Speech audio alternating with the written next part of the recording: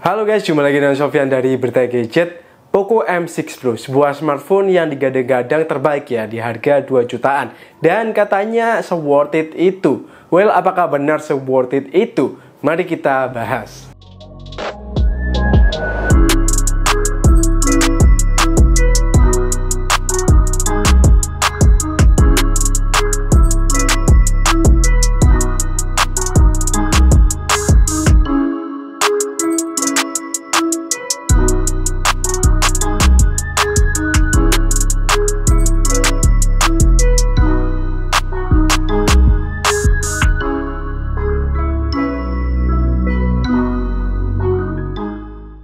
Poco M6 Pro ini hadir dalam dua varian warna ya. Yang direview kali ini adalah warna black dan ada satu warna lagi yakni warna blue. Untuk harganya untuk promonya di 2,799 juta dan saat masa promo berakhir harga normalnya itu 2,999 juta. Yang pertama saya akan bahas soal desainnya. Saat unboxing Poco M6 Pro ini saya langsung suka ya pada pandangan pertama. Sejujurnya desainnya kerasa mewah ya untuk harga 2 jutaan. Apalagi warna hitamnya ini nggak sekedar hitam aja, tapi ada tambahan dual tone yang membagi warna hitamnya.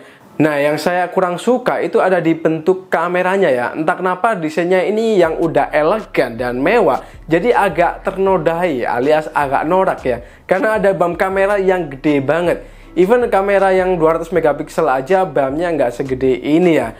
BAM susun 2 kayak gini saya kurang suka ya. Kesannya itu kayak terlalu lebay kan menurut saya. Tapi kalau kalian suka ya nggak ada masalah. Soal desain ini sangatlah subjektif. Jadi beda orang bisa beda pendapat. Untuk framenya saya harus acungi jempol ya. Karena ini kokoh dan solid banget. Serta nggak gampang juga buat siplak jari ya. Nggak kayak bagian belakangnya yang terlalu ramah sidik jari. Untungnya ada soft case yang udah disertakan ya. Jadi ini nggak terlalu ngefek lah ya. Pada bagian layarnya, Poco M6 Pro dibekali dengan layar 6,67 inch Full HD Plus Flow AMOLED display dengan 120Hz refresh rate. Brightness-nya udah sampai 1300 nits, jadi udah oke. Touch samplingnya 2160Hz, 10 bit, dan juga ada kaca Corning Gorilla Glass 5. Yang bikin saya takjub bukan panel layarnya aja ya, tapi soal bezelnya ini cuy. So far ini adalah smartphone 2 jutaan paling tipis ya bezelnya yang pernah saya review. Selain tipis, soal kesejajaran antar bezelnya juga oke banget. Hampir-hampir simetris lah ini. Soal kualitasnya saya nggak ada keraguan ya sama layarnya. Visibilitasnya tentunya aman untuk cahaya outdoor maupun indoor.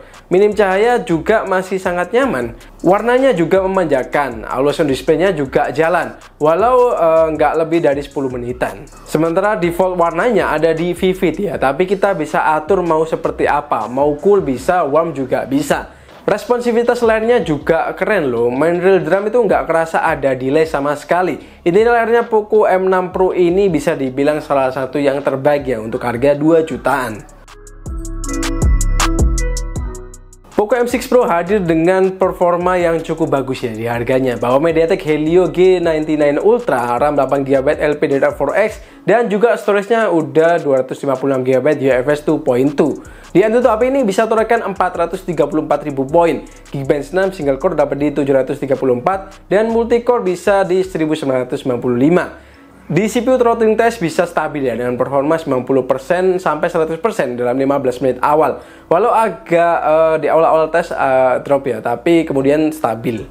Sementara kalau buat nge-game juga sangat bisa diandalkan. Mulai dari game yang ringan dulu ya, yakni Mobile Legends. Bisa dapetin settingan smooth dengan framerate super, high super, dan juga ultra super. Untuk mainnya yang lancar banget ada di smooth super ya. Dan dengan settingan ini, farming dan lawan musuh sangatlah stabil. Saat war orang banyak juga tetap lancar. Sementara kalau high super juga lancar. Tapi kadang ada drop frame dikit ya saat lord banyak musuh. Tapi overall lancar banget. Untuk suhunya ada peningkatan dari 34,6 derajat ke 38,9 derajat selama main 30 menitan. Tapi suhu ini masih terhitung dingin. Untuk PUBG Mobile, grafiknya bisa dapetin Smooth Ultra, Balance Ultra, dan HD Ultra. Saat main di Smooth Ultra, mainnya cukup lancar dan turun parasut itu aman, nggak ada lag sama sekali. Saat nembak musuh juga aman banget framerate-nya. Drop framerate baru agak kerasa ya saat kita main agak lama dan HP-nya mulai menghangat.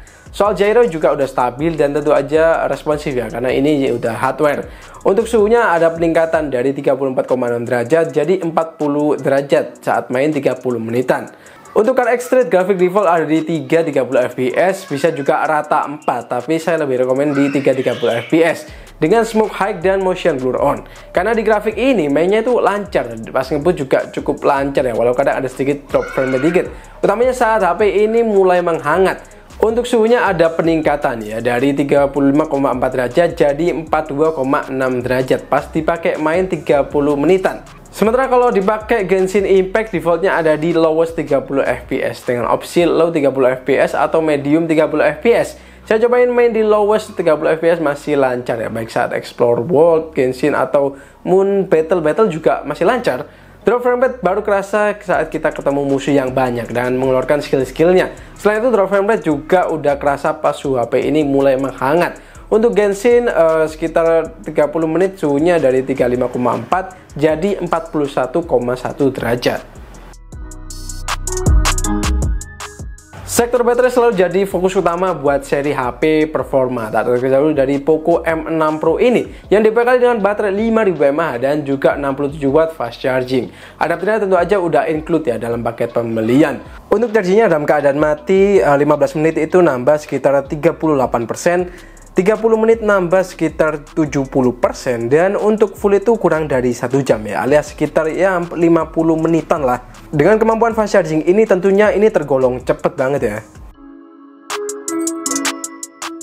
Poco M6 Pro bawa 3 kamera belakang, yakni 64 megapiksel OmniVision OV64B dengan OIS, 8 megapiksel ultrawide dan 2 megapiksel makro. Di depan ada 16 megapiksel Galaxy Core G16B3. Untuk setupnya menurut saya udah bagus ya dengan harga segini, dan hasilnya ternyata juga bagus. Untuk hasilnya warna yang disajikan itu ternyata hampir mirip ya dengan lensa ultrawide dan lensa utama, which is ini bagus ya karena sama-sama oke. Selain itu keakuratan warnanya juga bagus, palingan agak saturated dikit kalau ketemu warna yang hijau. Selain itu saya suka ya karakter warnanya itu nggak over sharpen. Cuman kekurangan kameranya ini menurut saya ada di kondisi yang low lag cukup ekstrim ya, agak susah buat dapetin detail. Kalau low lag yang masih banyak sumber cahaya sih masih oke, tapi ya gitu agak kurang buat low lagnya tadi.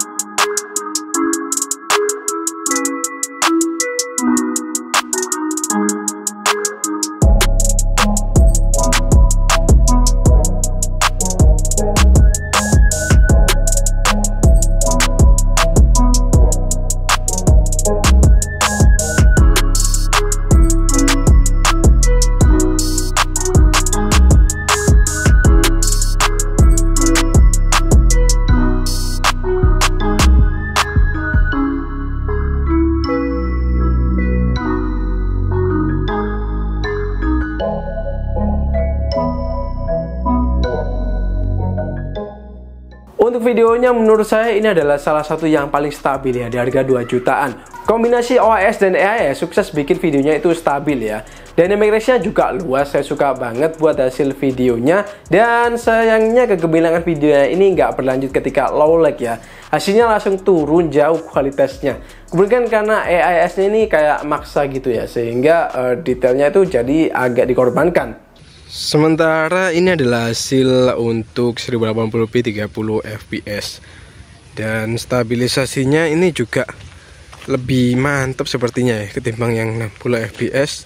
Kalau dari viewfinder saya sih lebih nggak goyang, padahal ini saya pegangnya cukup goyang ya. Buat harga 2 jutaan stabilisasi oke kayak gini sih mantap banget ya, dan masih tergolong jarang lah ada HP 2 jutaan yang perekaman videonya itu stabil. Biasanya sih kebanyakan mereka nggak mau pakai AIS ya, saya juga kurang tahu kenapa. So, gimana menurut kalian tentang kamera video Poco M6 Pro ini? Sementara itu ini adalah hasil kamera belakang 1080p 60 fps. Kita cek ya stabilisasinya, dia stabil nggak? Ini saya bawa jalan pelan-pelan. Sepertinya sih masih berjalan ya stabilisasinya. Kalau saya bawa agak jalan cepet gini. Nah ini agak cepet, getarannya lebih berasa. Apakah dia masih stabil atau enggak?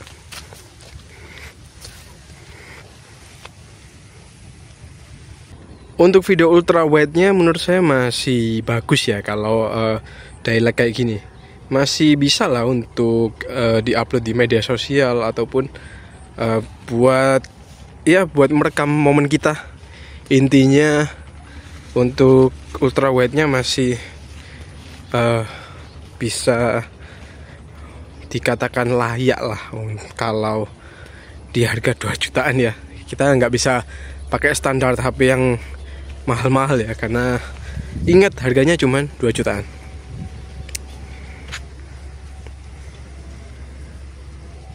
Looks good sih.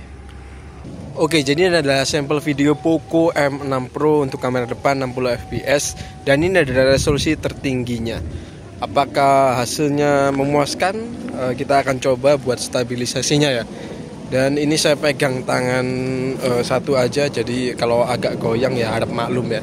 Sekalian ngetes stabilisasinya gimana. Kayak gini hasil videonya. Kalau dari layar sih ini terang banget. Apakah overexpose atau enggak, atau masih cakep ya untuk dynamic range-nya? Silahkan kalian komen di bawah. Sementara ini adalah hasil yang 30 fps ya, masih sama 1080p. Dan ini lebih nge-crop, sepertinya ada stabilisasinya ya, sepertinya ya, karena saya juga belum tahu. Biasanya sih kalau nge-crop itu stabilisasinya lebih main ketimbang yang kayak lebih wide gitu ya. Ini saya bawa jalan, kerasa sih emang agak lebih stabil ketimbang yang 60 fps tadi. Tapi apakah hasilnya begitu sama kayak yang saya lihat di Viewfinder? Silahkan kalian cek ya, komen aja di bawah.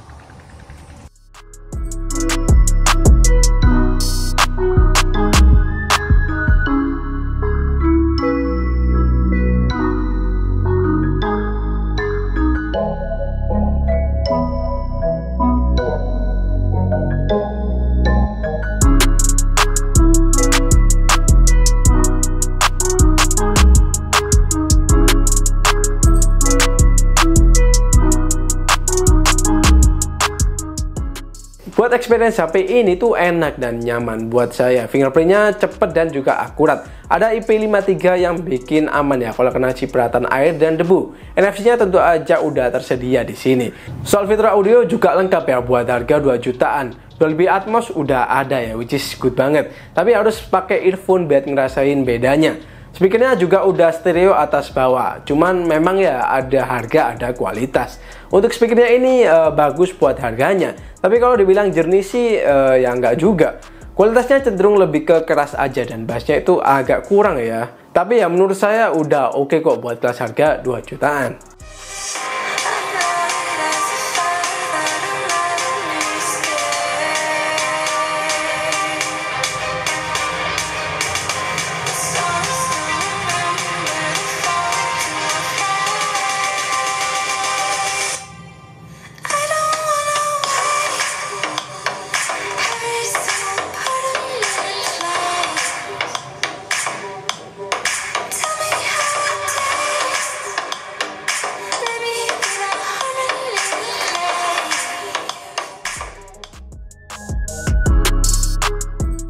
Kesimpulan saya setelah pakai HP ini beberapa hari, saya ngerasa puas ya. Performanya bisa banget diandalkan.